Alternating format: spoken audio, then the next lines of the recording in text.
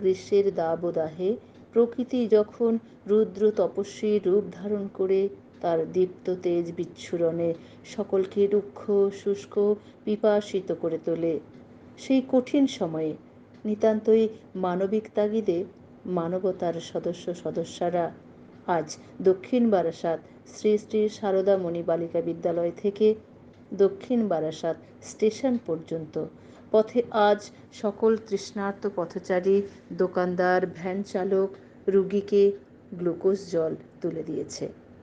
প্রায় 600 মানুষকে জল দান করতে পেরে মানবতা আজ আশীর্বাদ কুড়িয়ে এনেছে সকল সাধারণ মানুষের। চরম প্রতিকূলতার দিনেও তরুণদের এই মহতী উদ্যোগে এলাকাবাসী মানবতার শ্রীবৃদ্ধি কামনা করেন।